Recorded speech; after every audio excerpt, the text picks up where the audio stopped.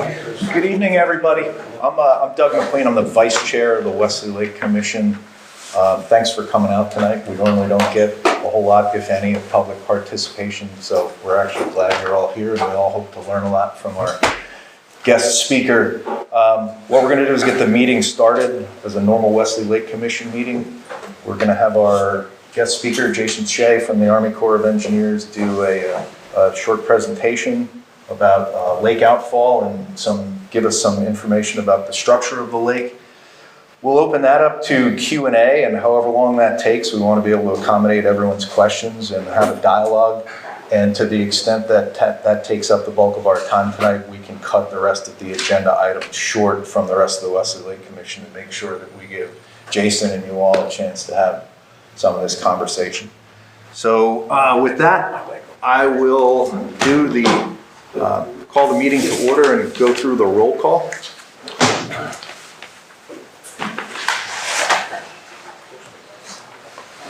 Jen, you're taking notes Yes, down? sir. Okay. Keith Cafferty. Eileen Chapman. Here. Dr. James Brown. Here. Ed Lacombe. Here. Joe Leone. Here. Robert Bianchini. Here. Barbara Lasinski. Here.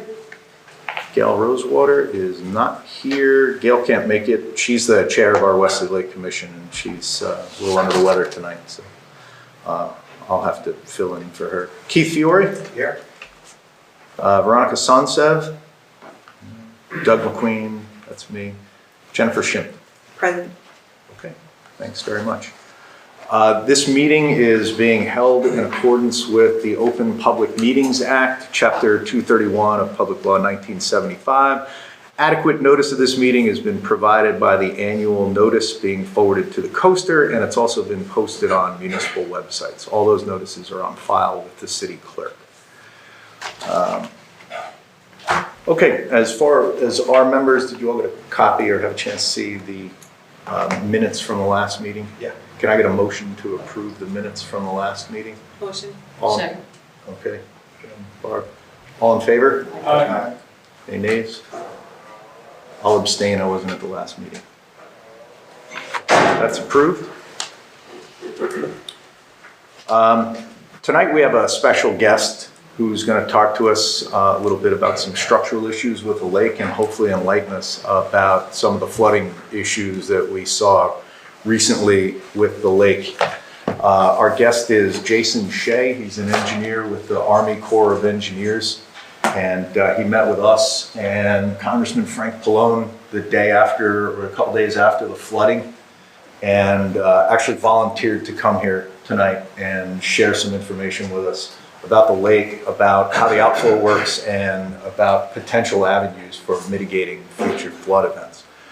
Before Jason jumps into that, I just want to make sure, because this is pretty rare that we have so much public participation, I want to make sure that everyone here is at least aware of who the Wesley Lake Commission is and share a little bit of information with you about Wesley Lake, just so that we're reading off the same sheet of music when Jason gives his presentation. The Wesley Lake Commission is an intermunicipal body that's set up between Asbury Park and Neptune, because the lake forms the border of both municipalities. So the municipalities made an agreement of charter establishing the Lake Commission, and the purpose of the commission is to manage the lake and be the organizing body that manages the lake on both sides for both towns. By the charter, we have 11 regular members and 2 alternates. Of those 11 members, 5 are from each town. As it happens, 1 from each town is an elected member, and 1 is like a city official, and in this case, it's our superintendents of public works. And then we have 2 alternate members to help make sure that we have a quorum. The Wesley Lake Commission has a relatively limited budget to operate with every year. We get a little bit of money contributed from each municipality, and by a little bit, I mean a little, like $1,000 from each municipality to do just some of the smaller discretionary things that we do. The remainder of the things that we do with the lake, which is weed control, geese control, We do some water testing. That money is either allocated by each municipality on a project-by-project basis, or comes in the form of grants, depending on what the particular project is. Because the Wesley Lake Commission is established by charter, we only have the power to do what each municipality lets us do. So we don't have, even though we represent both municipalities, we can only, practically speaking, we can only go back to each municipality and either advocate that they give us money to do something or initiate a process on their own. The commission itself typically does not have the power nor the funding to initiate any kind of larger scale projects other than the small budget that we have. So our main role is coordinating and advocating. As far as the lake, for those of you who don't know about the history of the lake, I don't know if you were going to cover this, Jason? No. The lake itself, we call it a lake, and by definition, the simplest definition, it's a body of water surrounded by land.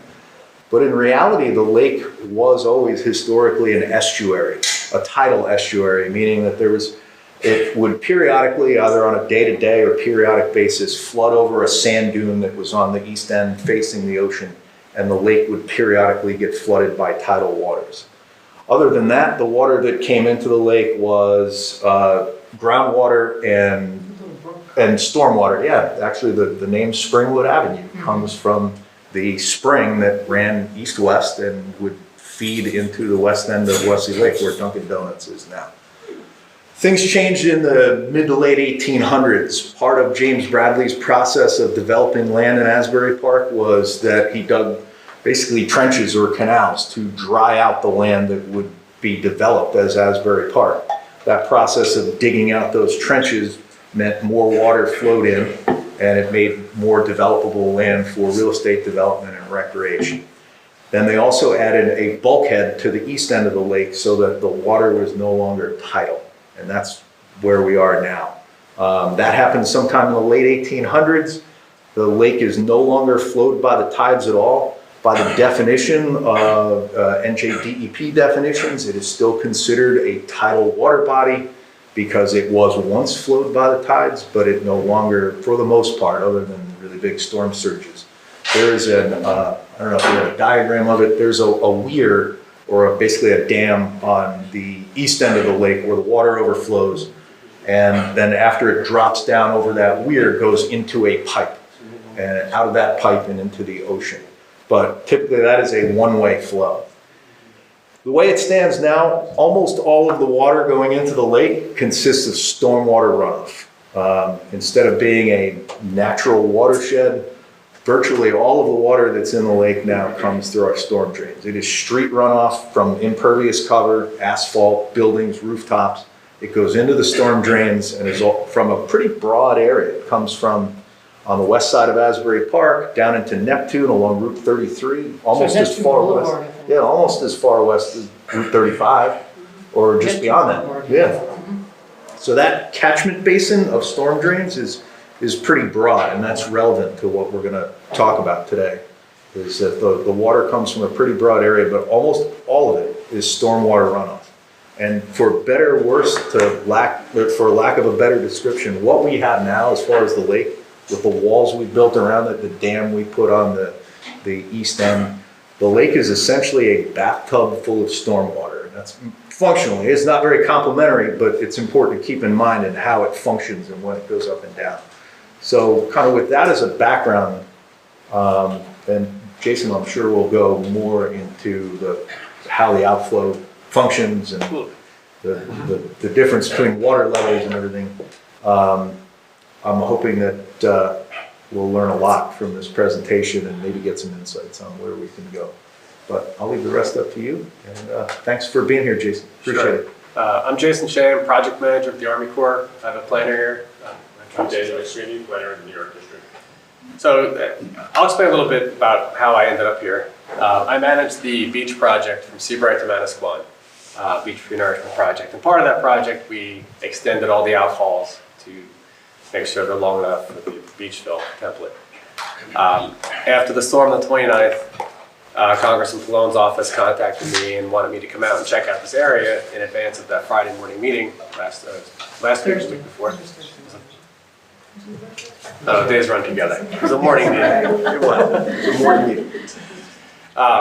And I thought, and he thought, that we could have had an issue with the outfall being clogged, because we've had that in a couple different areas along the coast here. So I went out low tide the day before, and that's where these pictures are from. And this is what I saw. The outfall was fine, some wear and tear, but it was not clogged.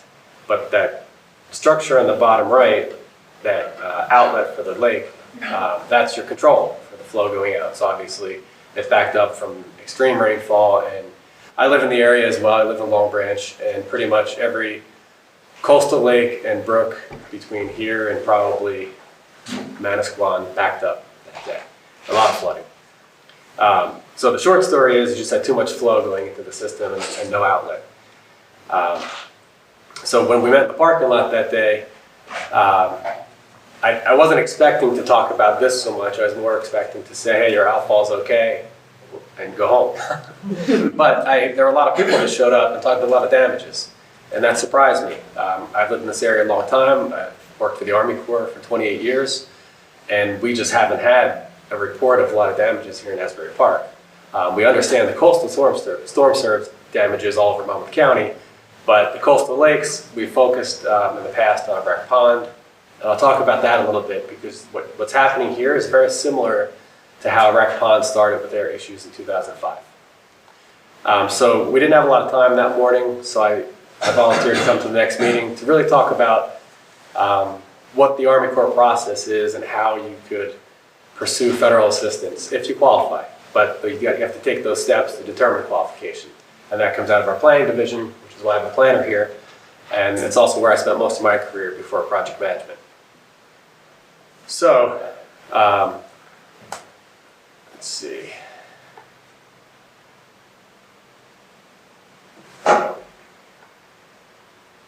Frozen. Yeah, it seems like it's frozen here. There we go. All right. So Army Corps Civil Works, we have a lot of mission areas. Flood risk management is one, basically flooding from rainfall events, over bank, rivers and lakes.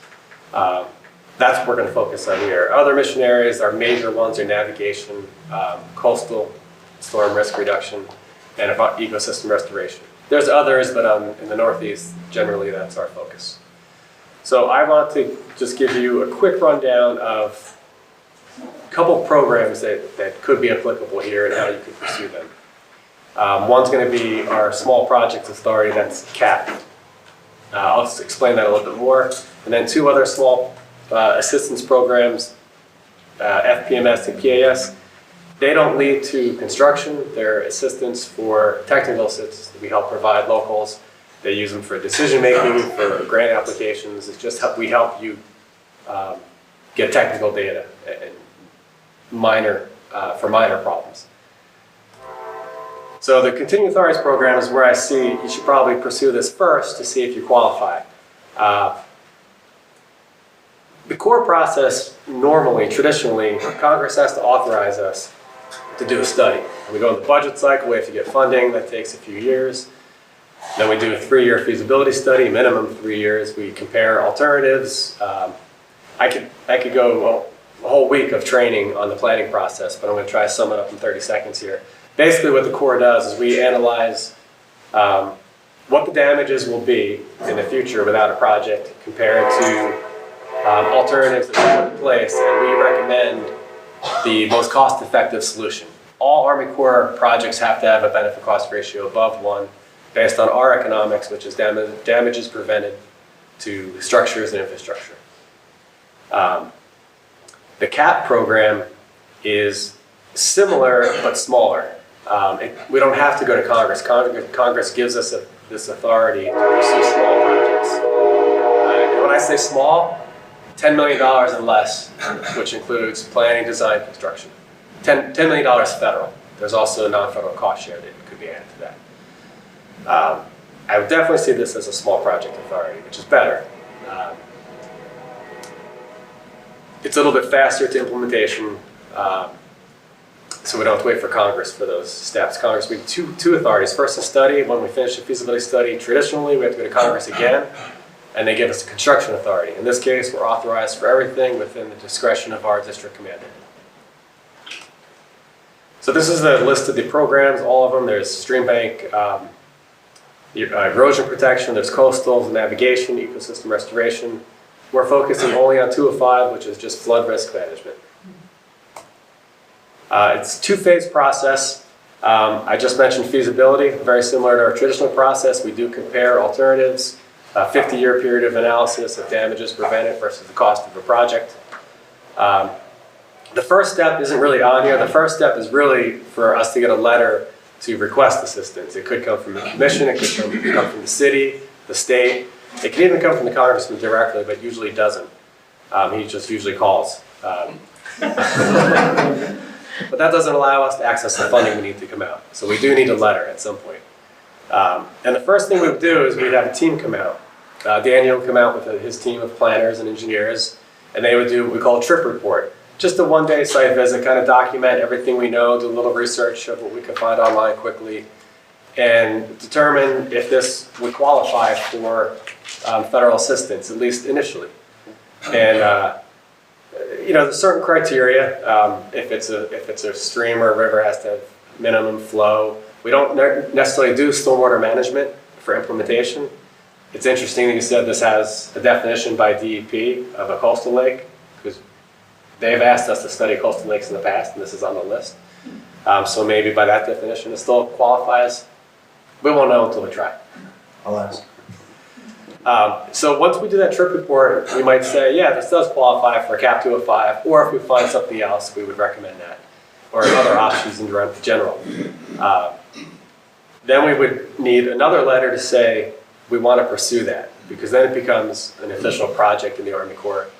We would seek funding, and it would be in the 205 program. We would get initial funding that's 100% federally funded to do a federal interest determination. It's roughly a 6-month process for us to do a really detailed analysis compared to the initial trip report.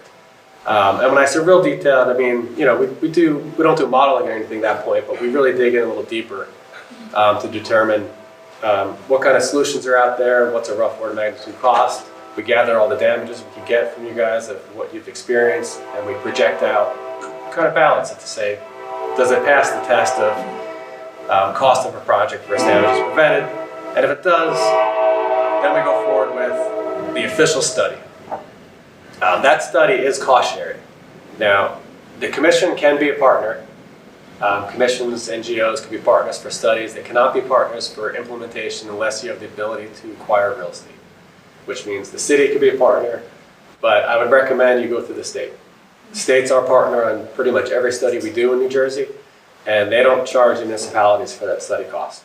They don't pass that on. They do pass it on for a portion for construction, but not for the study. So I would definitely go through the state before you commit.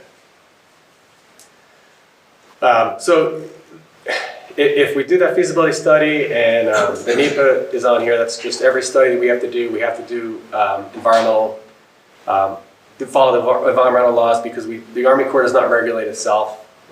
We do permit on the regulatory side, but we can't regulate ourselves, so we have to go through the NEPA process and do, in this case, an EA, environmental assessment, to document the environmental impacts. If we complete that report with a recommended plan, we don't need to go back to Congress. It just goes through the Army Corps chain of command for approval, and we seek funding for design and implementation. That's where we have to do another agreement. That agreement would probably be a higher authority like the state, but a city could do it. And that's where we cost share 65-35 for the design and construction.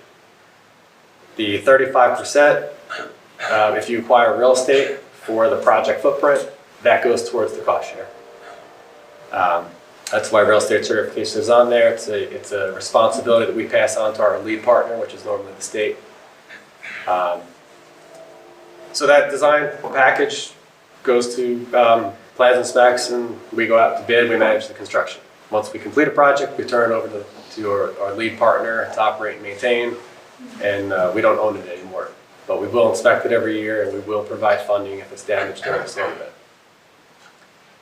So that's like a week's worth of training that I had Couple minutes. Did you take a Civil Works training? So the two other programs I want to briefly mention, and I could send you guys brochures and websites to really dig in deeper on this. In the brochures we have draft letters of request. One page is how to request these, very easy. We send them to Daniel's boss in planning division. And we have the sample agreements. The cost sharing agreement for a study and for a planning assistance study, they're very small, they're a few pages. Model agreements. Not a lot of risk with a study. A little more involved when we get to an agreement for construction. So, floodplain management services, FPMS, that's 100% federally funded. It's not cost shared. It's competitive nationwide. We get 50 million. Congress has a limit of 50 million every year nationwide. It doesn't mean that's how much they allocate. Generally, studies are 500,000 or less for that one. Those are really floodplain management. We're looking at modeling, flood risk, evacuation routes, really things related to the floodplain itself. It's kind of limited in that respect. The planning assistance is more wide open. You could look at many different things there, even things outside the Army Corps mission. We could do help analyze the stormwater management system of the city, do kind of conceptual designs on how you could upgrade if it's needed. There's a lot of flexibility there. It does not lead to Army Corps implementation, but it does allow you to take a step forward if you need to get funding from your local government or the state or pursue grants. It just helps answer questions to get to the next step if you don't qualify for a traditional Army Corps program.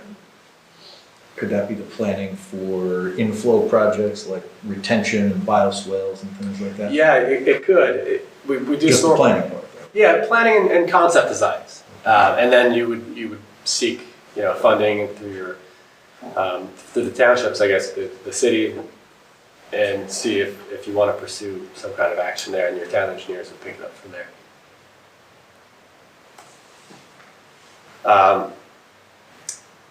So I kind of mentioned this already, but some types of studies.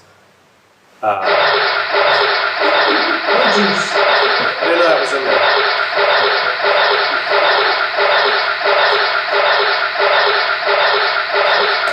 I'm skipping.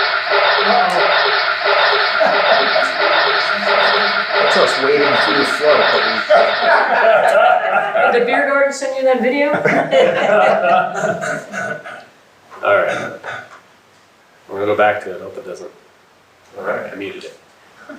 So, the typical type of planning assistance.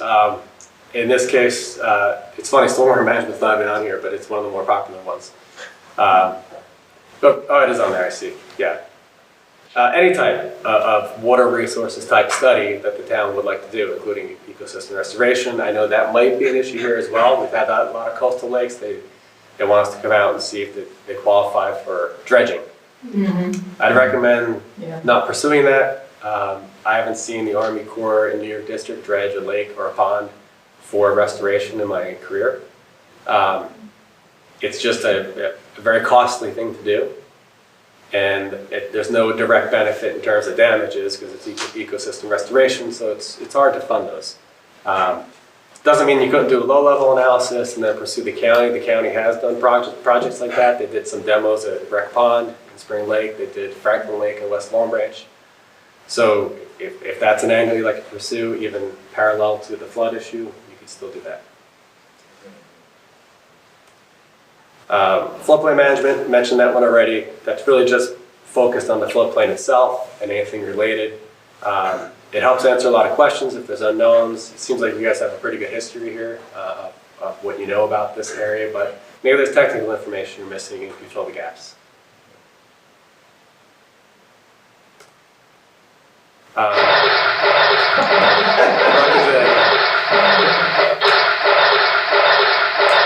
All right. So. Now he lost the video. He lost the picture. Oh, you did? Yeah. Wow. It's all went. I don't know what happened Blew it there. out. It's got so. All it is our contact info, but we could share that later. I burned it out. So really that's what I want to do is just kind of show generally how you seek assistance, an overview. I'd be happy to answer questions if there's any. I want to bring up Wreck Pond again because it's an interesting case study that this one could follow. In 2005, I was actually working on emergency management for Katrina in New Orleans, and on the nationwide news, I see Spring Lake. There's heavy rainfall that overflowed into the streets there. They pursued Army Corps assistance, and we started a study there. We had a little trouble getting them to sign on to the cost sharing agreement and pay the 50% for the study phase. While we're doing that, they were trying to decide, are they looking for ecosystem restoration because they had issues with beach closings. They had coastal storm surge issues because it was tidal, truly tidal. And they also had rainfall issues because the outflow was too small. So they really had a lot of issues there to deal with. And when Sandy hit, we were fully funded to go complete that study. And during that study, we were looking at alternatives, including a secondary outfall with a sluice gate that would allow us to drain it quickly during a rainfall event, close the gate during a storm surge event, and close the gate even during heavy rainfall in the summer on a Thursday because you don't want the beaches to be closed. So they have a lot of flexibility to work that system there. We didn't build it. We provided some of the modeling. We started developing some alternatives, and they pursued some grants through Fish and Wildlife and DEP, and they got it done. They got it done quicker than we could have, and probably cheaper than we could have. But they started with us, and they were able to use a lot of our modeling to help justify their cause. And I see you don't have the storm surge issue here coming in. It doesn't seem like. Sandy. Sandy, of course. I mean that overtopped the beach and everything. But you do have the same outflow issue where if you had a secondary outfall, you could have reduced the amount of flooding you had significantly. I mean, I think in Wreck Pond, I don't think that thing backs up at all. I think the amount of flow going in goes out so fast they get mudflats if they don't put the stop logs in. So, it was a lengthy process. They first contacted us in 2005, I think, and they didn't build it probably until 2015. That's pretty fast for a federal project, to be honest. But you have to start somewhere. I think some of the timelines are really kind of shocking for all of us as far as how long that takes. But could you give us any other examples of other mitigation tools? Like you talked about let's say a secondary outfall. Is there anything else? The secondary outfall is probably one of the simplest because there's not a lot of maintenance to that. And then somebody talked to me on the parking lot that day that there was a second outfall there that was abandoned. Yeah, the culvert. It was a large culvert under Kingsley, right? Yeah, they filled it in. Yeah. How big was that, do you know? I don't know how much water it It was rectangular. It was probably like a 5x6 box culvert that went around the lake. started around Heck Street and went. But it ultimately goes out to the outfall line, so there wasn't a second one that goes out to the ocean. And you just mentioned that lake is not tidal. You get a big storm, there's no gate that actually stops the water from coming back in, so that ocean can actually fill that in. We can drain that down, and that ocean can fill that up in a couple hours. It's not tidal per se, but once you get the high tide or a storm, it actually just breaches that weir there, and it does the opposite as it does when it goes out. Yeah. So it's a troubling situation, because even if that thing is completely empty and you had another bypass for it to go out, that means twice as much water can come in. One of the things that I did notice in that outfall line is that the way that it's directed, it actually shoots almost like the northeasterly direction, and that's where most of our storms come.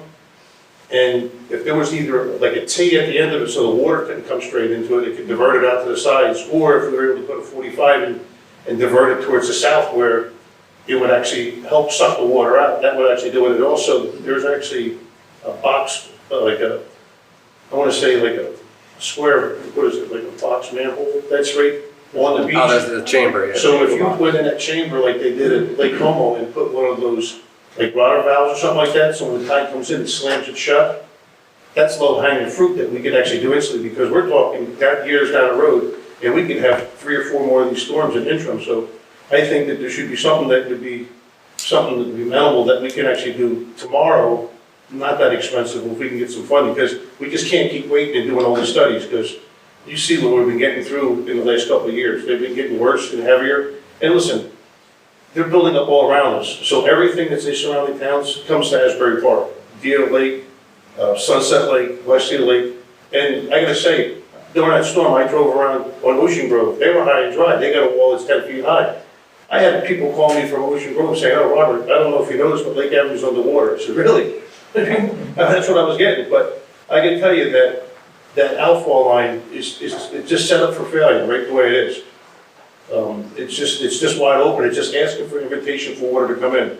And that box manhole there, if we could just take that off of there, because there used to be a manhole that was on top of that. The ocean pressure that comes in, even without that gate in it, it blew that off. We can't even find it. And I'm more nervous because a kid can go down there, but that's how much pressure that ocean pushes in there. And I tell everybody, there's a little bit more water on the east side than it is on the west side. And we lose that battle every time. Yeah, I was surprised to see that was open there with that. Yeah, then it's gone. They blew it right off. That's how much pressure. You don't That's realize. happened multiple That's a times, 50, I think that pipe that's out there is like 54 inches in diameter. It's a big pipe. We used to have a problem with the sand in there, and we repaired that, and it's fixed. But when I open up that Wesley Lake, if there's any sand in there, it flushes it out clean. It goes right out. But it also comes in that much faster too. And that's really, when that's low tide and you get a west wind, you can walk out to the end of that. You can stand at the end of that pipe and you're at sand level. So it's not that unreasonable for sand to actually clog the end of it. And when you get a westerly wind and then you get the outfall, it can go out. But it needs some serious attention with ASAP. Yeah, I mean, I see that there's more issues than just the Yeah. flooding from the rainfall here. I do want to address the timeline a little bit, the 10-year timeline for Rec Pond. The primary reasons projects are delayed are funding and real estate. In that case, from 2005 probably to 2012, it was a funding issue. And it was more of the locals weren't sure, should the state sign the cost sharing agreement or the town, and it just a lot of delays in that respect. After Hurricane Sandy, 2012, we got funded and they were complete in 2015. So the timeline can be accelerated if you have all the stakeholders on board and all the funding in place. Move a lot faster. I have a question. You're talking about another outflow. Would you put it right next to the one that exists there already? Is that? Ideally, I mean, That would be where you. That's how Rec Pond is, or next to. I think the one that if there's an abandoned one, I would start there. If that ties into Not out to the existing- ocean. It's not an outfall. It doesn't go to the boardwalk? No, all it was just literally something to bypass all Yeah. the stormwater that actually went out directly Yeah, out. it didn't go out. Oh, I thought maybe it would be No, a there was corridor nothing. that existed already. There's just the one that we have. Would automating the sluice help you guys in the timing of when you could open? Absolutely. The sluice that's there is original, it's manual. Well, it's Robert's manual. guys gotta go out there and unscrew it or close it, shut it closed even in a storm. Yeah, but once that water gets above that weir, I can't. It doesn't matter anyway. We're You're at at- the mercy of. it's at the level. Exactly. And people were talking before to actually build that higher, that would make it worse because it would keep more water in. Back And up. that's why we put the fence along there, just so we can relieve it. So that's the biggest outfall that we have. Once it goes above that outfall line can't handle all the water that's coming across the top. It's impossible. So it's all actually just all in that little spot there to get out there. Now, if there was a way that we can actually do a pumping where it would be, where you could pump it out, something like that to help out in the interim of all, just to keep it down, that would be something. But you have to still keep the ocean water from coming in, because you're gonna lose that battle. Yeah. Are Is it auger style pumps a possibility? Is that ever used in a coastal area? We have pumps if we have a large scale project where we have levees and flood walls and we close, closure gates for a combined coastal and rainfall event. We will close gates, like in Keensburg, we have a pump station there. Yeah, and that's an enormous one, but there are smaller ones, and Fort Monmouth building a smaller one. And that's because once we close it, we stop the storm surge from coming in, but we've also stopped the rain from draining out. So those pumps are only active during very large scale events.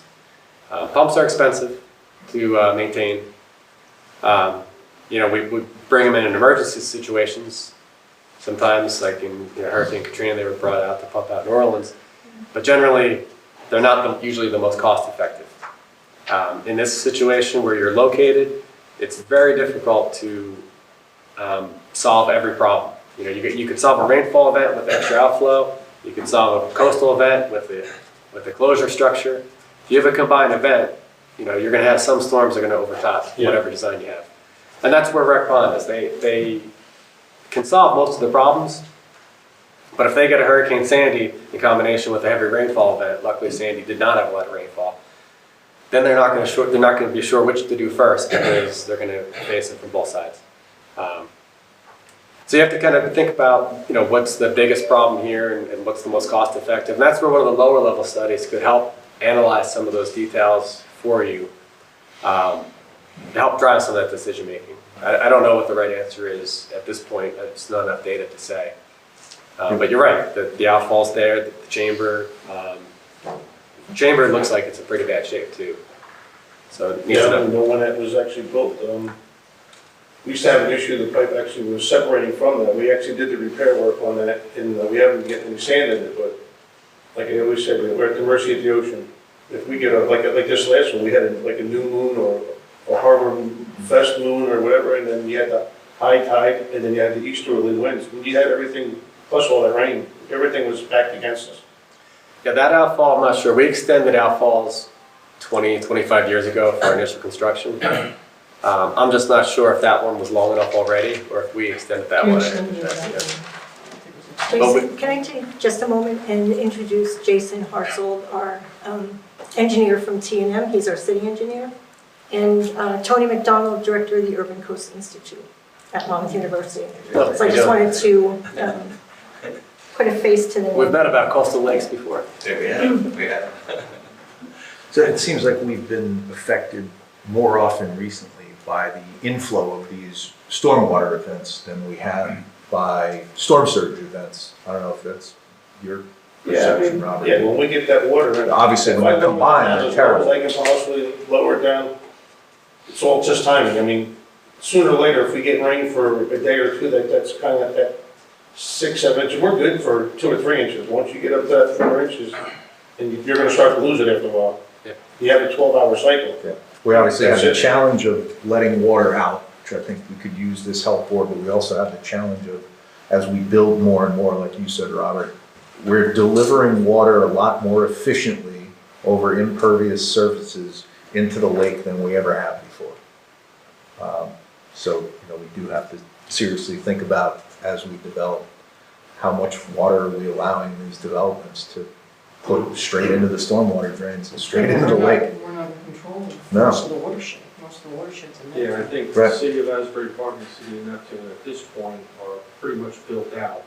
I don't think any development within either of those two towns is going to contribute much, if any, to the increase.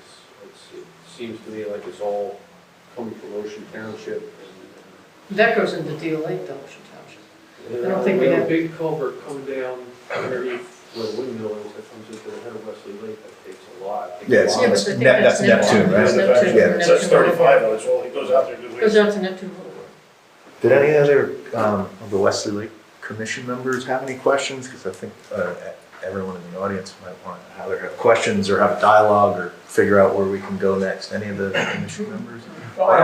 If I may, Dr. and it's just my stupidity in dealing with this. I'm a microbiologist. Anything less than 5 microns I know a lot about, but more than 5 microns, not so much. A bigger pipe, wider pipe, that sort of thing, because of the ocean coming up with the high tides higher and higher, that's the problem, the water coming back in. But here's the thing, what I saw, this flooding is incredible, what's happened in Asbury Park. I mean, I couldn't believe it. And unfortunately, I know that this isn't the end of it. It's going to happen again and again if we don't do something huge. And I know I used to be Assistant Commissioner of Health for the state, and I know one thing. If people in a community get together and make things known, and what's really cool, we had a congressman here, and get that known what our problem is so we can get the money and we can get it done. And I know one thing, you can, being a professor still, you can study things till you go home, we need to do something now, and we need to do something big. And if we have a pipe that's been sitting there since when, something tells me, and this isn't my thing, but we need a bigger pipe going out further that can handle this, or a brother or sister pipe to handle this, because this isn't something that's just going to go away. Because of the whole shift in climates and all the rest. And what I know about is like mosquitoes and stuff like that, driving up from the south, that's kind of my sort of thing. But this sort of thing, the rain coming in, and I never saw the flooding that came down the street where I live in Neptune, right down the street and right down my driveway and flooded the basement. I hadn't seen anything like that before. So I think this is going to happen over and over and bigger. So do we get a bigger pipe? Do we get more pipes? I don't know enough about it, but the trouble is I'm not familiar with the language. You could always do, there's always solutions. It's just, is it cost effective? Is it worth it? Don't know yet. And how big of a pipe do you need to solve all the rainfall problems? You know, at some point, you can measure all the inflow going into this pond, this lake, and size the pipe to meet that, and you won't have any issues with rainfall. And you'll have it open to storm surge. Work against it. Yeah, and then you need a tide gate for that. So, you know, there's... Tony, do you mind sharing any insights you have about things that you're seeing, solutions or insights might be, mitigation that's very measures? generous word, insights, but Jason, you know, at Monmouth, with the Urban Coast Institute, we've done a variety of, and I've had some experience working with the Corps in the past and some other lives, but I think we do have a Coastal Lakes initiative at Monmouth where we work mostly with the communities more around water quality and ecological issues, and we are having a summit in summer, so I'd like to figure out how to put this issue, just, you know, best practices on that agenda, but that's something we'll follow up. And I guess, as Jason knows, part of the problem is that the Corps has a pretty structured framework, and their definition of benefits is also somewhat rigid sometimes. So that can be a challenge, and he suggested some ways around that. But I think you're going to have to look at multiple authorities in order to try to figure out how to do this. And I do think there is more money out there, a lot more money as a result of the bipartisan infrastructure law. The state itself is much more committed to resilience than when I was talking to the Corps after Sandy about whether they could come into the lakes and start to do more activities. So, you know, there may be some opportunities. I'd be interested in whether there are any cases we can follow up where you've worked with the state and know where to look at other authorities that you can combine your authorities with in some ways. In terms of the studies, there's a lot of money that's out there in NOAA, for example, to do community resilience planning that doesn't have some of the same constraints that the Corps does. So I just try to figure out how we put together. I do hear there's a short-term issue you're going to have to figure out. You're right. It's going to take you, any project, even any project's going to take a while to do, even if the Corps operates at warp speed and gets an external study to do it. So it's going to take a while to get the big solution. So you got to figure out whether there is anything, you know, that is a stepwise process to get from here to there. Though, but I noticed a very different discussion. I mean, it used to be, oh, it's all an upwater issue, it's all a stormwater issue. It is, but now I think there is a kind of recognition that most of the coastal lakes have some common issue that's more at the outflow and actually managing, as you said, the amount of water. So I feel like that's a different discussion than I've had in the past with most of the communities and with the federal agencies. So I don't know, Jason, is there any other than kind of just going down the Corps path, how do we? Well, yeah, I think pursuing the Corps is an option. Yeah. I don't think that anybody should pursue just the Army Corps if we're going to study, because you're right, we do large-scale projects, and they take a long time. Doesn't mean there aren't smaller things that can and should be done that maybe don't even meet our criteria. So yeah, I mean, pursue everything. Pursue the county. The county was involved in Wreck Pond. The county is involved in Franklin Lake dredging.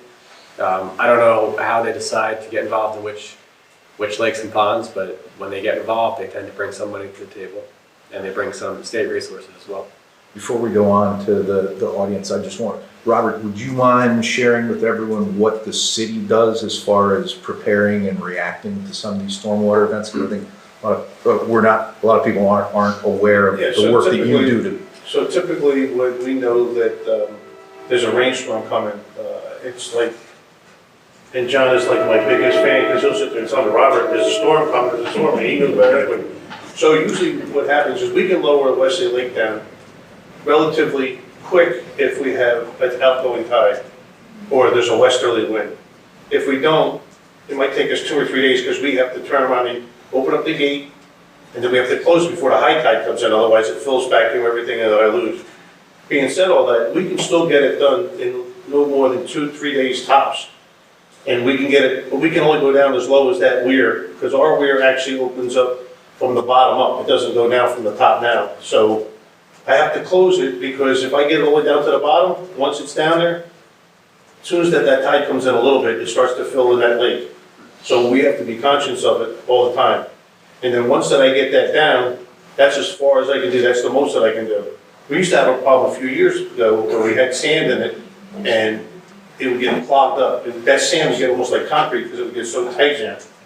That's been all resolved, and it's been, in the last year, thank God that it was working really well, because we would have really been in trouble without that.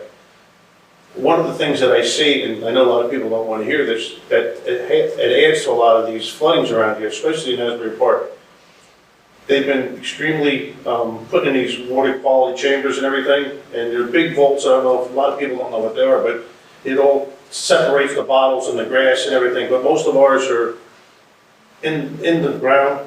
They're below the water table, and they go through this big, almost like this maze.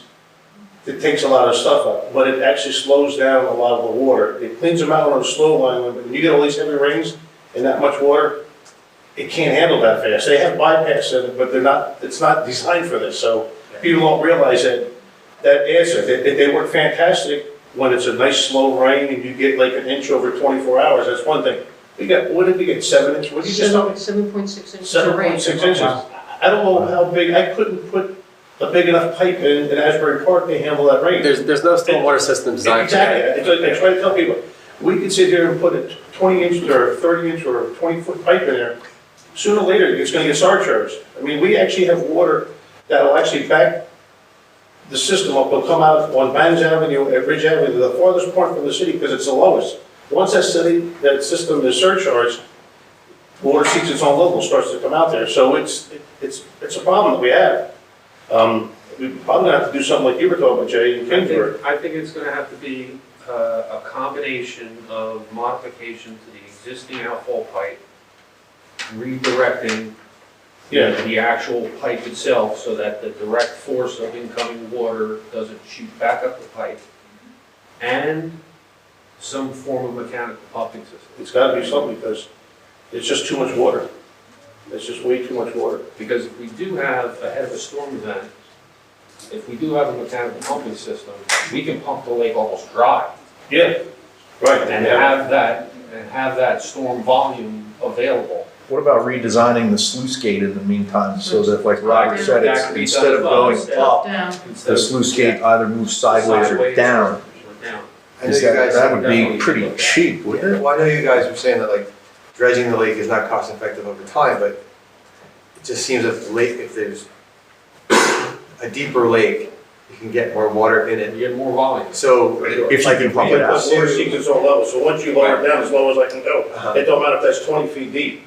That water, I can lower it down as only as low as that gate is gonna go. So is it a matter, like, if we were to lower that gate down, like you were saying, like, is that a possibility to make that You help? could possibly make that where it can actually go down a little bit farther, but you have to be more conscious of it so that it's down lower, it's gonna fill up a lot quicker. So it's a bigger issue. I mean, it's gotta be looked at like you were saying. It's so many different moving parts here. Is Deal Lake's best practices anything that we could kind of learn from too, like what they They have? like flooded out They just flooded like. Just like ours, right? Adjacent I with think Deal Lake. because the storm event was it was a flashy event. Yeah. If you have a 2-day advance notice of this hurricane coming in, they could lower Deal Yeah. Lake.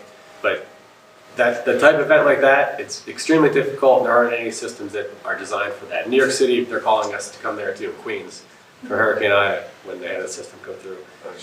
And you really can't design a system in New York City to handle that much flow. There's not enough space to put pipes. You do have the benefit here of being close enough to the ocean.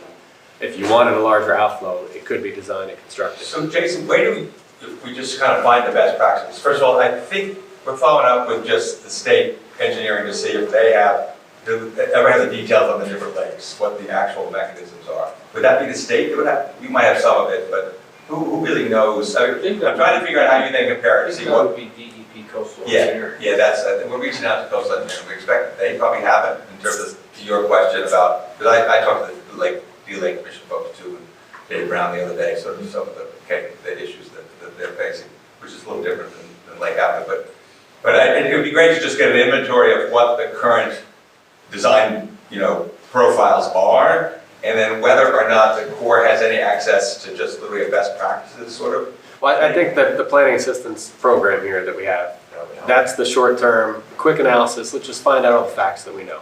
Right. And that could lead you to what you want to do next. And that doesn't have to be a long drawn-out study, because mostly it's collecting existing data and having our engineers fill in the gaps and make some recommendations. Who was the one that funded Lake Cornwall, like last year, the year before? Who funded that, do you know? I don't know if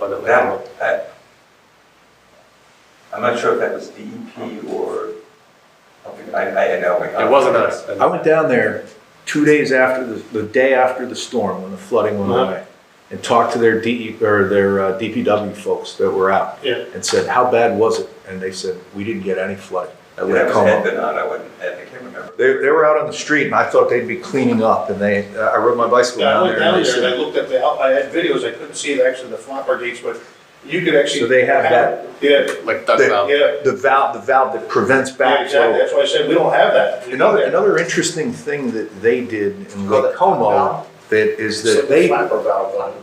Like a check. Yeah, there's Like a check, there's it's nice up. a bunch of different mechanical options for the end of the pipe. There's a large rubber fitting that goes on the end that basically shuts, closed vertical. There's a model that kind of bends around to prevent tidal influx.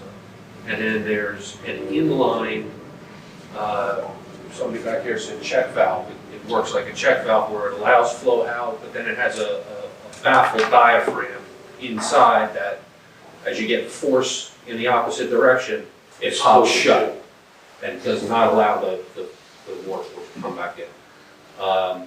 There's also a very heavy mechanical, what we used to call flap valves, which is basically almost like a manhole lid, giant manhole lid that's on a hinge that allows the water to flow out, it opens, and then when you have a tidal surge the opposite direction, it shuts. And it doesn't, that type of valve doesn't prevent all water from coming in, but it prevents a large portion. we got some questions from the audience. I saw one here, Paul had his hand up and Bill had his hand up. Why don't we start here? Hi, yes, I'm Joy Morgan. I am representing the green team of Asbury Park. So I'm super Joy. sensitive to people who have suffered damages, and I'll be super fast so you can share your concerns. But I also just wanted to connect and make myself known because I'm also a member of the Coastal Resilience Committee, which is an organization that unites Wesley Lake Commission, Deal Lake Commission, Urban Coast Institute, Surf Rider Institute. We call upon the Department of Environmental Protection in New Jersey, Rutgers Cooperative Watershed Restoration Program. And the purpose of the Coastal Resilience, or conglomerate, if you will, is recognizing, as our charismatic microbiologist said, that this is a big problem, needs big solutions and a lot of support. So we do have a meeting at the end of this month, and we're going to, I'd really like to connect with anybody who first of all has concerns, second of all is willing to support, or third of all has resources and insights, because watershed restoration is not just going to be this pipe and this issue in this lake, it's also Deal Lake, Lake Como, and our local ecosystems that are all united. And also, as it's been said, this bathtub basin of a lake and the issue of impermeable surfaces is something that the Coastal Resilience Organization intends to address in partnership with Asbury Park. So we've been evaluating floodplains, drains, and trying to do green infrastructure projects and applying for grants that will also make it that we can absorb stormwater in different ways beyond just funneling into the lake and then shooting out into the ocean. And this is going to have to be a multi-pronged approach, and it's going to require the support of various commissions. I just wanted to let you know that that was happening and invite you to participate and to learn more about it. And also for those of you who have been invited and didn't reply to an email, hit me back. No, I'm just kidding. I'm not kidding. I'm not the one sending the emails. But anyway, if you have heard of it, please, it's a great time to get reconnected with time. When's the next meeting? Right now it's scheduled for October 31st. Where? At 12 p.m. and it's going to be on Zoom. Oh, So I think, Michelle Alonso might not be able to make it, so we might have to reschedule. So I will get back to you if that happens. But yeah, I would love for you to come and I'll connect with you to make sure you get an email. Yeah, especially connecting like commissions and all that with these flooding events, so. You make a great point about not just dealing with the quantity of water, but also the quality of water. As a beach town, and like some of us are surfers, Every day. that water, if it goes in just running off the street with tire dust and brake dust and oil and all that other crap in it, we swim in it. And as a beach town, if that water goes out there contaminated, we're all gonna pay the price for it. So And it's so a really good point. Nature's a magical system. It's intended to, like, root systems carry and bring all that water into the earth, and so permeability and impervious pavement needs to be addressed through green infrastructure, and that's some stuff that we've been working with Rutgers and a lot of other cool organizations about. So I'd love to All those ideas help. collaborate. Okay. Working with. Paul, I think you had your hand up in the back. Yeah, so, excuse me, this is a very simple question. I think we jumped past it at the beginning. I'm trying to find out what's really the root cause of the lake coming up. I mean, obviously there was too much water coming in at one point and enough couldn't flow out to keep up with it. But it can't just be that one thing. So are there like the top 5 things that are causing that to happen? Other than just too much water over an amount of time? I mean, that's the basic perfect equation, storm. right? More water coming in than perfect the storm. mechanism of the lake can flow out. So we could either address the quantity of water going out or address infrastructure mechanisms that slow the amount or reduce the amount of water that comes in. But it's a simple in and out equation, it seems like. But then there are lists on either side of how to mitigate either the inflow or outflow. Several of the solutions that are offered by the engineers are relatively simple. Yeah. Right? And they're cost effective because they're cheap, because they're simple, and the timeline is closed because it's simple. Right? Yeah. Which is something that we need to attend to. Because what we're talking about is a long-term process, but there's interims where it happens at a relatively quick pace. Right? Yeah, some of the discussion about doing whatever we can in the short term to change the sluice gate and maybe get a mechanism either in the chamber or on the pipe, it could be done in much What is shorter required time. to do things like that? Money. I'm Money. gonna say, one thing here, and everybody was just talking about all the flooding, how it pertained to like Lake Avenue and some of the surrounding villages. What most of the people in this room don't realize is that last storm that we had probably affected 80% of the people in Asbury Park, but they didn't know about it. Once that water level reaches those bulkheads on Deal Lake and everything, and it goes into the streets, everything goes into my sewer manholes. Everybody in this room has sewers. That thing was inundated. We normally have less than 2 million gallons a day. We had almost 12 million gallons that we were treating. It was almost like clean drinking water because. I was talking about sanitary. Now, sanitary sewers. So now what you guys don't realize, I had people that was calling me from the west side up on Langford Avenue said that their sewers were backing up. I can't treat it. I don't have a bypass like a gate that opened up that let it out. It all has to be treated before it goes out to the ocean. So if that snow would continue, like the gentleman said, for 2 days, everybody in Asbury Park would have been in trouble. It wasn't like that. It normally would back up and come out the manhole. It was actually filling in the manholes. They were at the top. There was no more water. Everything is gravity in the city. There's no pumps, there's no nothing. Everything goes to the ocean. And it all has to be treated before it goes out. So it is a bigger problem than just the lake. And I feel bad for John. He's right there. He deals with it all the time. It's a big problem for everybody.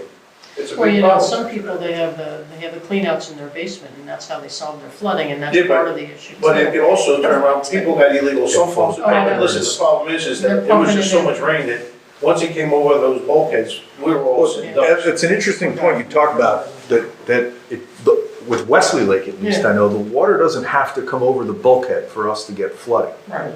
The water level actually rises to the level of the storm drain, and even though there's dry land in between the bulkhead and the road, the storm drains stop draining when the lake water level is up and even.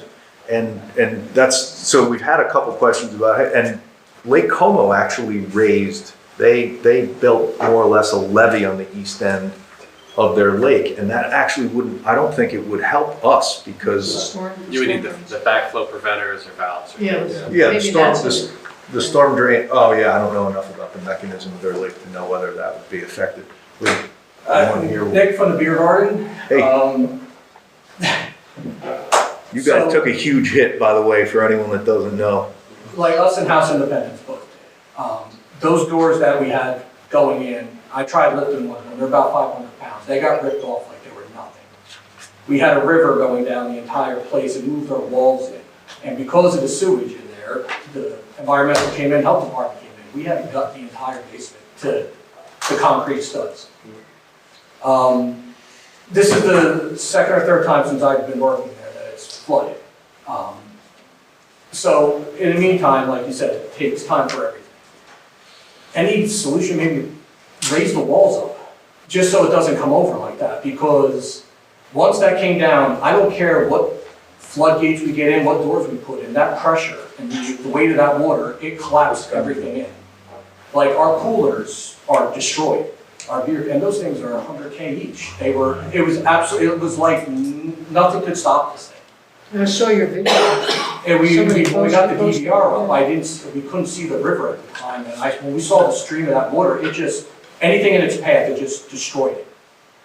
Wait, I don't know if I explain it very well. I think an engineer might be able to explain it better about that. It doesn't take the lake breaching the walls, so raising the walls of the lake might not necessarily help because the storm drains The still pipes won't. come in. The storm drains won't, the water will still back up on. We've never gotten flooded. When the storm drains got covered, it's every time the lake overflows, it pours right down. And the sewer's backed up immediately. So when the health department was in there, you could see the oil, and I don't even want to tell you what was floating in the water. Right away, they said, this is a class 3. They said, everything's got to go. Everything. And we were just like, okay. And insurance is worthless with this because they don't cover acts of gods. And basement It would floods. seem like to protect from the storm drains, you would have to build a barricade that is between the storm drain and your building, which would either be sandbags or Yeah, concrete. but water Which surface. does nothing. Because those doors were, two of us couldn't lift those things up. And then even if it was so high too, the gates wouldn't have done anything unless we have an 8-foot wall in front of our doors. That's how high the water came. It hit up to 6 feet in the basement at the highest peak. Jason, So I would have been underwater. What do you think of that? It's a tough situation. He's right. It's a basement, which makes it a lot worse because you don't get the coverage of insurance. Yeah, it destroyed us, it destroyed them, then even started going into Tallulah's because the water had no I place mean, to just to go. point out one other thing, that major flooding happened at low tide. When it was low tide midday, that is when it breached our It's all doors, that raised. is when the pressure hit those Yeah. doors and breached. This is exactly what happened in Queens, in New York City. They're calling us to where all the basements were flooding, and in those cases, there were people living in basements. I don't know if you visited there with your team. No, I don't. And it's a tough situation, to solve something like that. You're right about the storm drains. The water's still going to come through the drains, so having a flood wall by itself is not going to stop Yeah, the the flood. water- You need backflow preventers or valves or something for the storm drains as well. Jason Hutzel. But the water coming up through the storm grates is not going to produce the type of flow that you were talking about. Not even the first time. That force of flow, to me, it would seem occurs when the water surface reaches the bulkhead and comes over like a flash flood. That's what you're describing, because I wasn't there when it happened. I was watching it until we lost the camera feeds. Right. And it just, So nothing was. That initial rush of water had to be It had to coming come like from a. somewhere. Our steel doors out in Like the front flash on the flood. street level, they weigh a couple tons each. They were one big solid, it pushed it in, to the point we couldn't even open the doors. Yeah, I think our experience too, coming into the buildings, especially, so Russo Music is also a basement. And we had 80-foot barricade and the plastic, and when water first started to come in, we have an ADA ramp that goes down, something very similar that was bringing the water back, but our sump pumps were working through the whole thing. So we're pushing the water, we have multiple pumps and multiple pits. And it's essentially, it's a concrete court.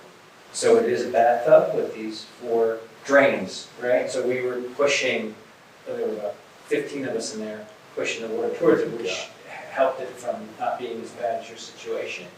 But I think absolutely it's what's coming in.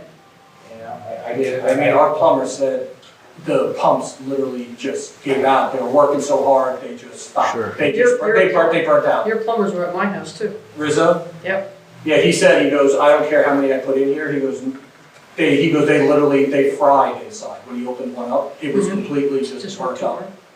We have, in every one of our pits, we have double pumps, and we had additional pumps as well. But it was the water that was coming over the top that was the issue. The pumps are able to keep up. And even when we were pushing the water into it, was able to get it out. So I think. Yeah, but your pump was pumping it down into the water, so all it was really doing was recirculate. Right. That's And with the all, beer garden. I mean, that's.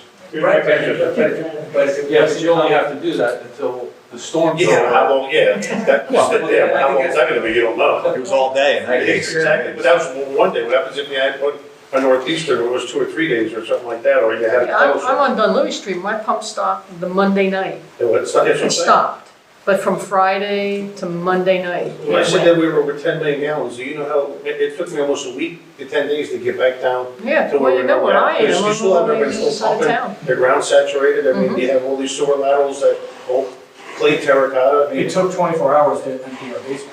I It took I over a believe day, it. and it was also, they even brought in a generator to create like a super pump to get it out, and it wasn't going down fast enough. Now, you have a generator?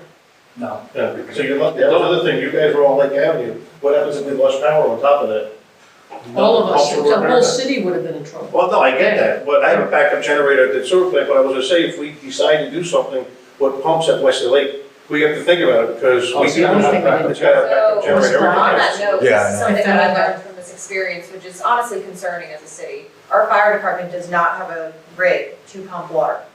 Yeah, but the problem is with that, and I've been in some of these meetings, you need your basement pumped out, she needs hers pumped out, he needs, who's are they gonna go to, you know what I mean? 100%, but the one that has 3 feet of water Yeah, in but you it, can't. that has electric still on, that's going to cause a hazard, maybe put Well, forward I first, so. understand that, but also they that's can't use the kind of where fire I'm going department to with pump that. up sewers too, that's the problem too. I mean, because they just can't take it and start pumping out. But still, in a coastal town, we don't have that. Well, you know, But- everything costs money. We don't have You raise a good point about- Those trucks are probably over $1 million or whatever. You don't have them sitting around, I mean, you don't use them that often. That was the first time in 20 years that I've been here, it was that bad. I went and saw that the water was from Lake Avenue straight across all the way up Grand Avenue to the intersection there. Never saw that, it was above the fence. So if you had to actually build a bulkhead up high enough, you wouldn't even see the lake anymore. You know, and then guess what, it still could come around at the Bridge Avenue or whatever, water seeps Plus, at a level. you have to do it on both sides. Yeah, well, You the know? Ocean Road side is actually good, but you'd have to, I mean, you're talking. You do raise a really good point about making sure that we know and the other lake commissions know and the city council reassesses what our Office of Emergency Management capabilities are or aren't. That we just have to be aware that, hey, look, we have the capability to do this or we don't. But thinking you have something that may not be available Yes. is, kind of shooting in the dark there. So And it is a good point. I think we honestly have to come up with a solution that works, because this is going to happen again and again and again. This isn't going away. It's going to happen again. We need a solution. I've been, when I was Assistant Commissioner of Health, I've been on I think we have the board of the New Jersey Public Health Association for 35 years. Let me tell you, when we had a major outbreak come in and we needed to do something about it, like AIDS, that kind of thing, money was found and a solution was found to handle it. We need to make sure we come up with a solution and then we get it out there into the press all over so everybody knows about it. All those pictures, I think, were wonderful going out there. That says a message. And I think we need to put that message out there and get that solution of something that's going to work. Go ahead, why don't we follow up? Sorry. No, This is just a follow-up point. So my concern with the solution is, I think we have a good plan set forward here to actually start moving forward to fix all of this. But for the businesses in the time being, if this happens again next week and we flood again, what does that do for us? So in the meantime, how can we put forth levels of flood prevention? Can the city help these businesses by giving a stipend for a flood gate or something like that, so we can actually have flood preventative measures in case, while we're actually trying to fix this? So we're gonna do a follow-up meeting. Okay. And there are FEMA sources of money that might address some of those issues. FEMA denied this as an event. FEMA denied this. We didn't get It did FEMA. not hit the state minimum. Right. It It It did not hit the state Well, the minimum, problem- the county minimum, but not the state. I think the problem was with FEMA though, there's a lot of people, residents that didn't put in for their damages. Because they Nobody wanted reached it out. within No one like, did. they Nobody only reached out did. for 24 hours until everything had to be submitted. Right, and within We a matter, didn't, so I have to Guilty tell you as that charged. we didn't know that residents could apply for this until we met in the parking lot I that said morning. something, And yeah. the congressman was there, and I asked, could it be residents and not just businesses? And he said yes. And we knew the deadline was 4:30 that afternoon. Yeah. So they I immediately couldn't went back and have sent banded out. it. There was areas in the building we Not couldn't a even lot. access because the doors were so jammed, we had to use crowbars and actually had to have somebody break the walls in so we could get in to assess what was in there to begin with. Yeah. But I don't think Eileen, they certainly didn't give everybody enough time to No. figure I out think what that- those No, they damages didn't. were, not at all. But I They did think the though same that, thing during Sandy, if you remember, the FEMA came through in caravans, and you had 24 hours to report how much damage your municipality had. but I It's think, 7 days from the time of the event. but I think it's still important that But if the other- city other goes back, no one else Communities does that. didn't even know that residents could apply. We only found that out that morning, and other You have communities to didn't think know that other that. counties and other cities too, they did not know that. Right. So would we have hit the state minimum? Maybe. I think, yes, our officer of emergency management went out and, made sure that word went out to businesses, and then when we found out to residents. But I don't think that happens in most neighboring towns. but I think that that data, that's part of the data we would be collecting. Like, it won't be that you could get funding this time, but that's data that can bolster a study to say, hey, this is what happened this time. It can happen again, and it's gonna cost that much money or more. But Eileen, in the shorter term, I like that you said that there's a follow-up meeting, because I think if nothing else, the business owners need to know what resources there are in the meantime, OEM resources, whether or not like any Yeah, kind of this is not short-term the end of measures. this. I mean, No, of We course. started this conversation In a last parking week in a parking lot, Mm-hmm. right? And moved it to here, brought Jason in and Tony in and our friends over here. And we're gonna continue this conversation until we look at long-term solutions and short-term solutions in the interim. Billy, you had your hand up? Yeah, really two questions. One, what's the nominal height difference between the water level of Wesley Lake and high tide line in the ocean?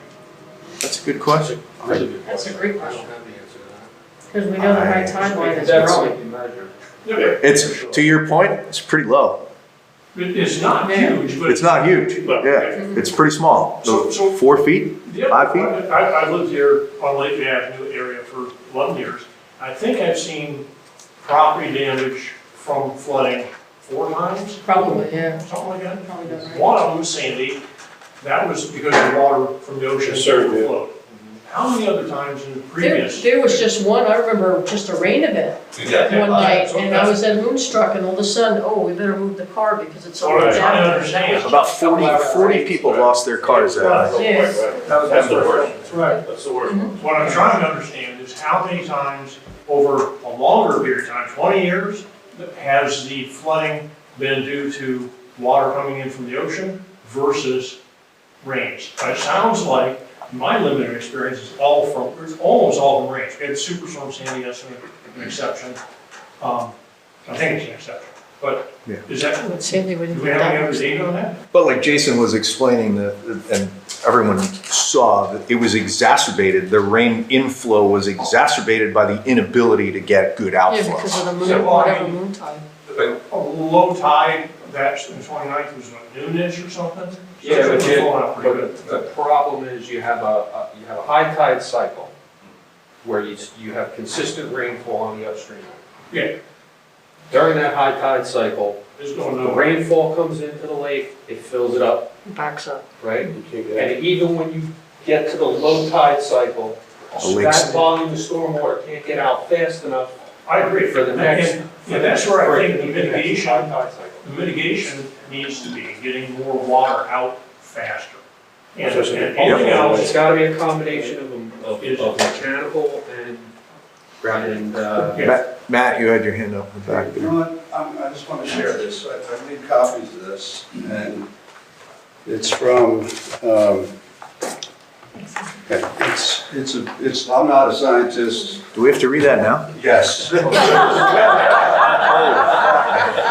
Everybody take a minute. You get started, Brian. Oh, thanks. Take page.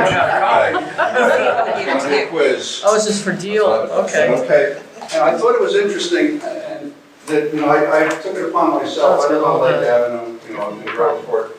I sent a note to Christopher O'Brada, he was involved in writing this report. Do you know him? Yeah. Yeah, and I'd just like to read the letter that he wrote, because I think we're all on the same page. It's required. Something needs to be done, but the house is on fire and it's going to get worse, and that's what this report is going to detail. So he said, the recent storm that hit Asbury, and it agrees with what the gentleman from Public Works said. is this a recent report, I'm sorry? I'll give you a copy of it. The recent storm that hit Asbury Park did so during high tide. The stormwater system in the shore towns tend to fail during the high tide because they are all gravity farms, no pumps.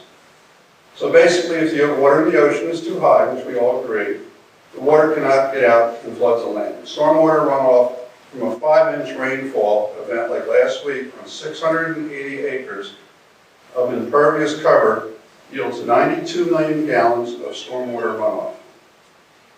I'm not sure you can build a tank big enough to hold this water until low tide comes around. The only answer may be big pumps. Typically, communities like, and this is a compliment to you, Jason, typically communities would rely on the Army Corps of Engineers to address this type of problem. But in this case, an estimate, I thought it might take 10 years to get to the end of my letter. He says, to fix the problem is probably wishful thinking. Army Corps of Engineers started the Greenbrook, New Jersey floodplain project in 1972. They are still not done. Don't get me wrong, the Corps of Engineers is an outstanding organization, but they often have to rely on Congress to approve projects and funding for projects, which can cause big delays. There's a problem. This is a unique town. Asbury Park is an urban center on a shore, beach. Regardless of what the planning board is doing to try to mitigate this, we're continuing to cut right down the street from us. 60 units are going there. It broke ground Broke ground. a couple days ago. And when we walked by there the other day, there was puddles, you could see where the water was sitting. That's gone. So what he's saying, 70%, the average, he said in this report, is around 35%. We're at 70 right now. So something needs to be done now. And I think, if we have $4 or $5 million worth of damage this storm, it might be $7, $8 million the next storm. Pumps, I don't care how expensive they are, these store owners, these business owners, they deserve better. And I think we ought to address it, expeditiously. Question for Jason. In order for us to get pumps, and I'm not, I'm not an engineer, technically, do we need to get you involved in that? No. Okay, that's good.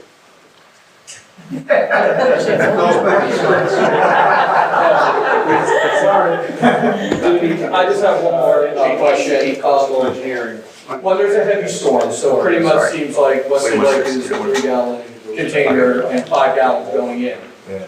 Because if you're saying that all this water comes from this wide area, is there any way to divert some of these drains someplace else? So that would be an inflow solution to maybe like catchment basins, which is what other floodplain areas do.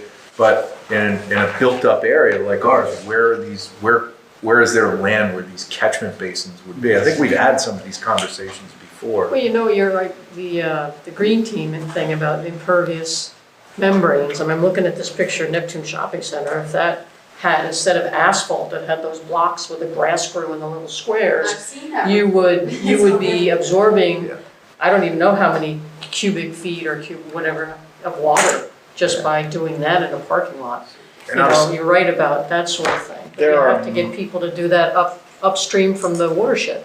You guys probably talk about them all the time. There are minor mitigation measures that are meant for kind of the first inch of rain, like, rain gardens and if you do the curb extensions that have the gardens at them to collect the water and it gets cleaner. But I think in a 5, 6, 7 inch event like we saw, where the water table is so high, you're just filling those areas. They're great for the first inch. Right, but your 5, 6 inch rain is only going to be 2 or 3 inches because you've already taken care of some of the rain. Well, it's in the water table though. That's the problem. It's in the water The week table. before we had that storm, we just had a weekend before that, we had that huge storm too. So it would have been back to back, the ground saturated, and where's it gonna go?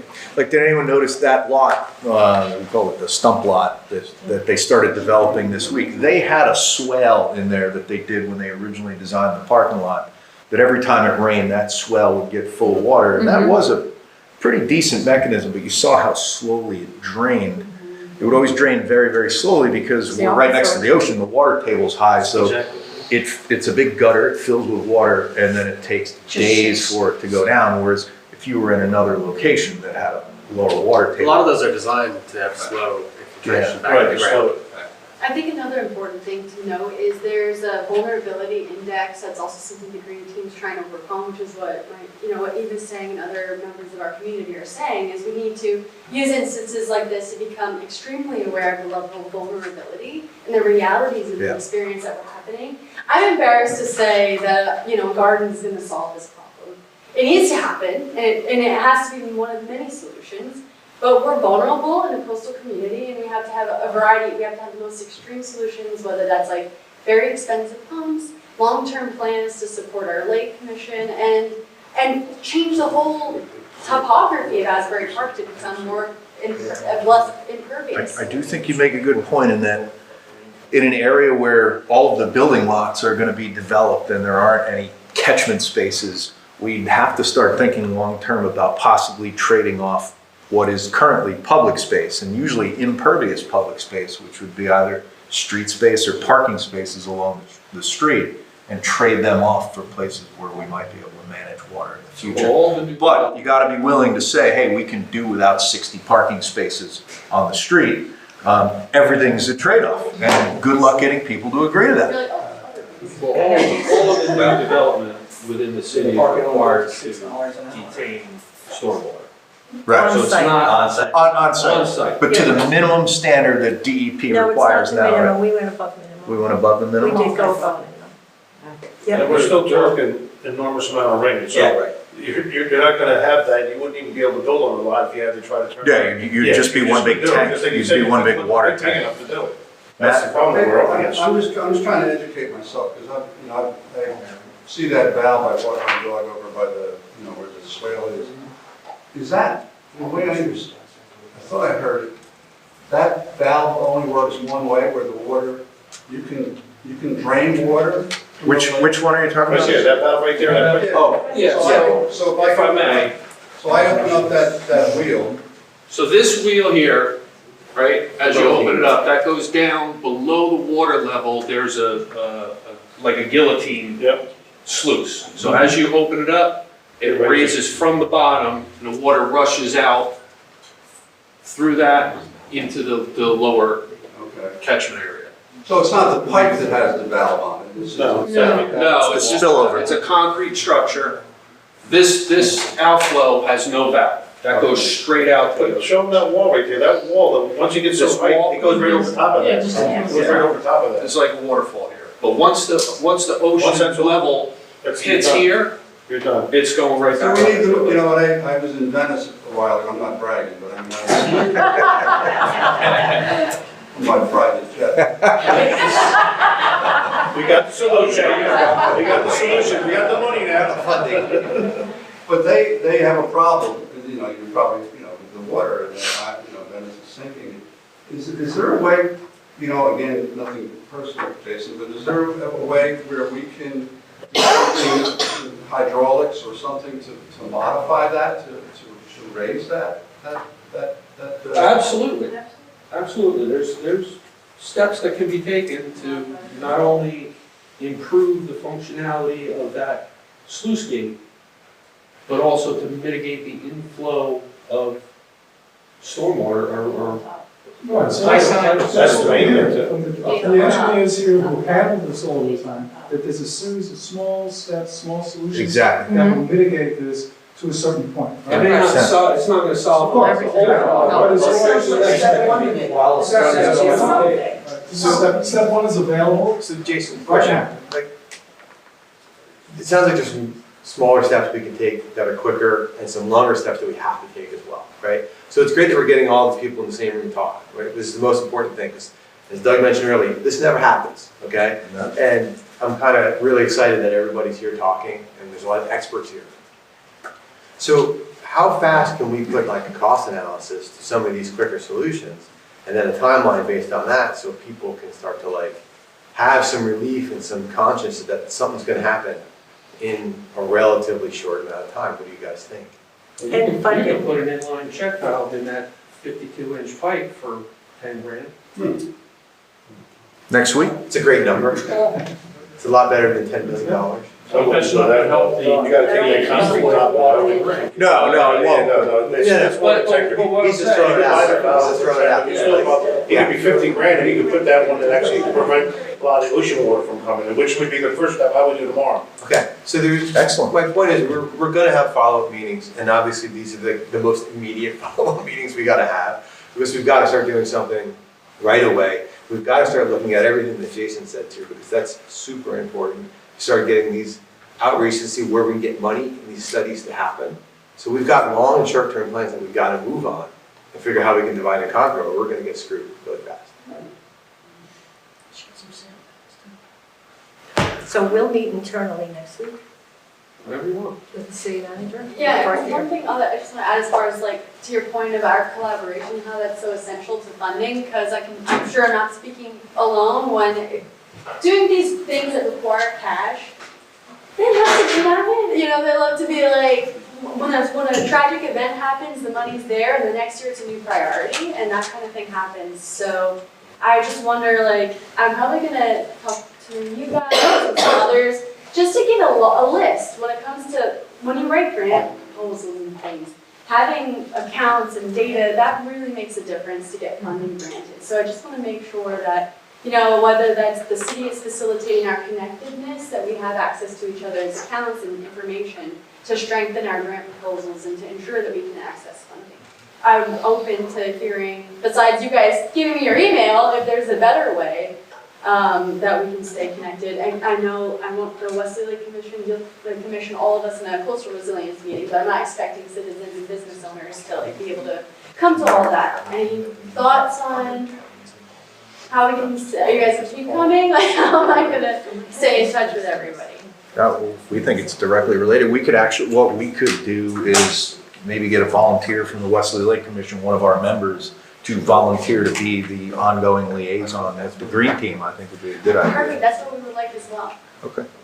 So then we should do that. One of us should do that, because then we can have that designee or someone else report back to us about kind of any initiatives you're working on and figure out where we fit in with helping you with that or vice versa. I would like to if this point, creating like a larger strategic approach that has the immediate term solutions, our longer term partnerships for like Yeah. expensive infrastructure investments. Well, for us, a lot of that for us has been the Urban Coast Institute of We'll look at research. doing that, and also, there might be some resources also that are extension resources to work with communities, to just say, by the way, that's education about what these programs are, not necessarily this very specific solution. So I can reach out to DEP and some other folks. I mean, there's a coalition of folks who are looking at sort of community planning and that kind of stuff. So I'll get back to you all with some ideas for some people who work with both through the green teams, but also directly with homeowners or property owners if they wanted to know more just about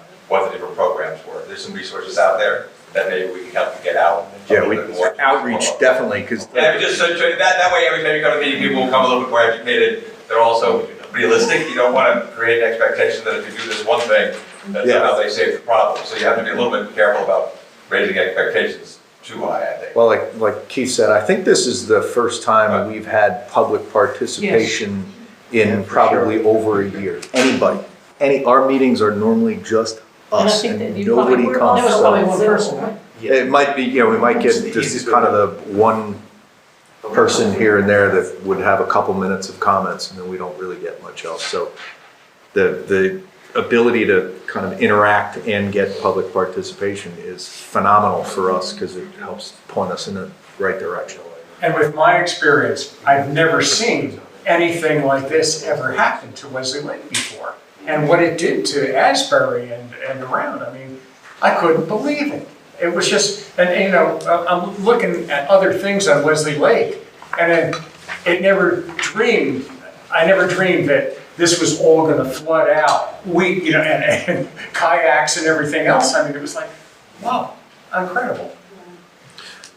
So as far as the Wesley Lake Commission meeting agenda, we have other agenda items on here, but nothing that needs to be voted on, decided upon. So if I could get a motion from the Wesley Lake Commission about just foregoing the other commission item I'll make a on the motion agenda.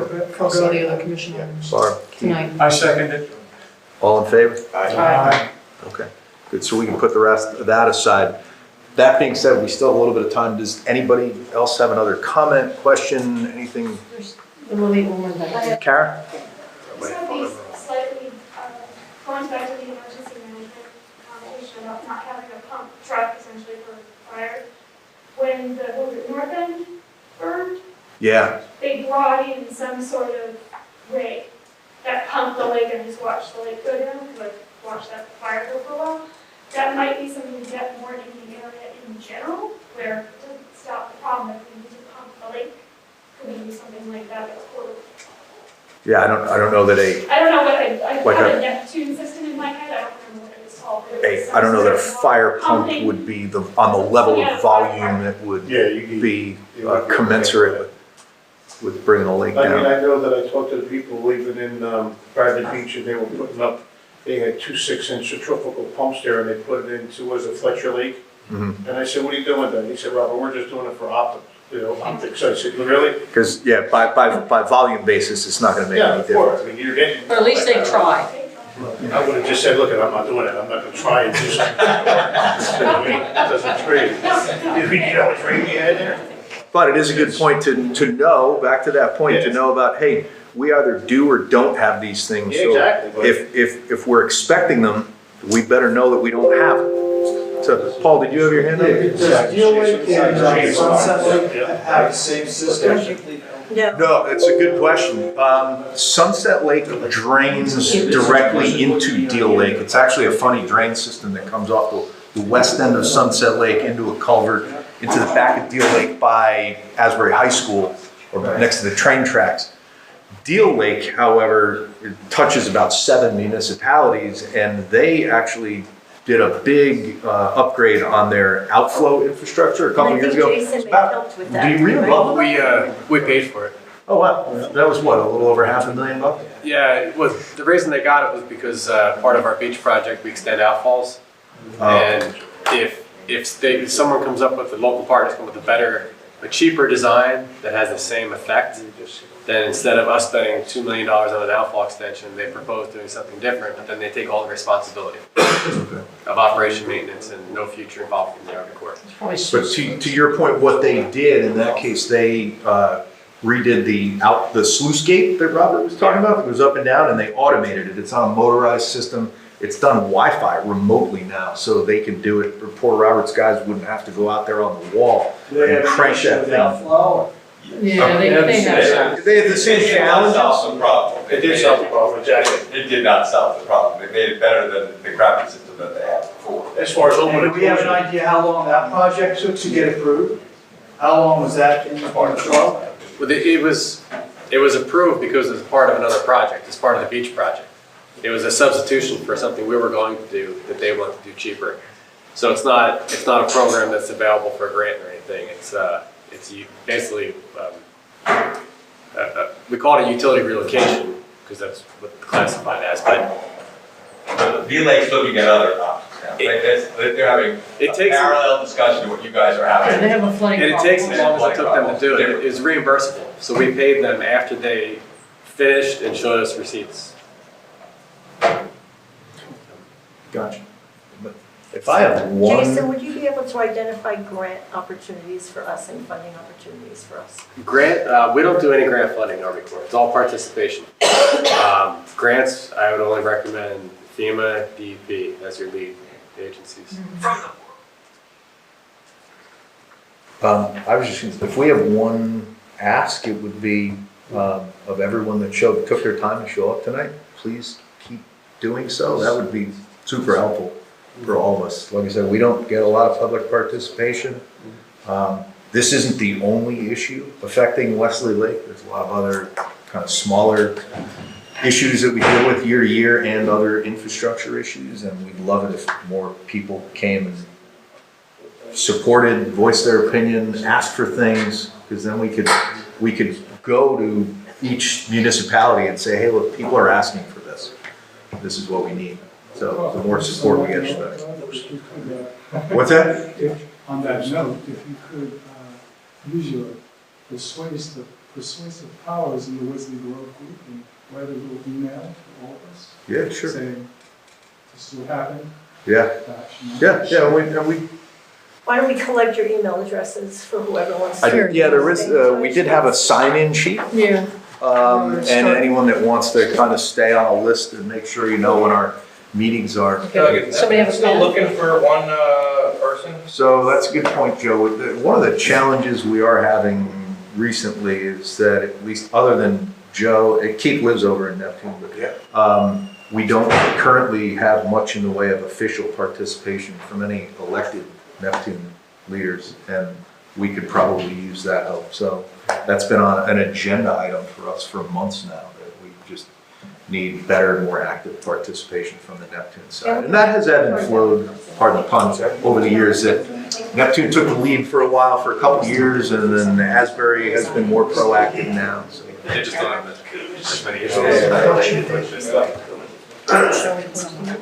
Yeah, if you guys, I'm willing to hang out and chit chat with anybody, but if the commission's okay with it, could I get a motion to close the meeting? Well, I just want to say that Oh. we're, on behalf of the city, we're all really heartbroken about, the loss, the businesses, the impact it's had on the community, especially on Lake Avenue. But this is something we're going to continue to talk about and work through until we have solutions, short-term solutions, which I think Jason can help us with, Tony McDonald can help us with, and longer-term solutions with you, Jason, as well. So these conversations are going to continue, and we're going to work on this as quickly as possible. And thank you to you guys and to Jason and to Tony. Thanks for coming out. Your input this has is been great. Thank you, really guys. useful. Thank We you. appreciate it. All of you. I'll make a motion to close. A motion to close, anyone second? Second. Second, Jen, all in favor? Bye.